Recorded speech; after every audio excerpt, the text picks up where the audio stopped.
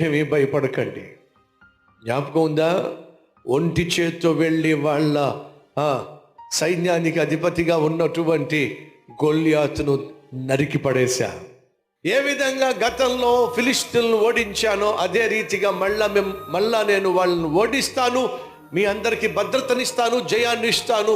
ఈ వార్త చాటింపు వేయండి. దావీదు సెలవిచ్చినదేమనగా, మీరెవ్వరూ భయపడవలసిన అవసరం లేదు. గతములో ఏ విధంగా గొల్యాతును నరికేశానో అలాగే రాబోతున్నటువంటి వస్తున్న సైన్యాన్ని కూడా తెగ నరికేస్తానో అనే విషయం అందరికీ చాటింపు చేయండి అని దావీదు చెప్పాడు అనుకుంటున్నారా? లేదండి. దావీదు ఎప్పుడూ కూడా తన ఖండ బలాన్ని నమ్మలేదండి. గుండెలో ఉన్న దేవుణ్ణి మాత్రమే నమ్మాడండి. అందుకే దావీదు అంటాడు, అయ్యా నా కత్తినైనను నా వింటినైనను నేను నమ్మనయ్యా.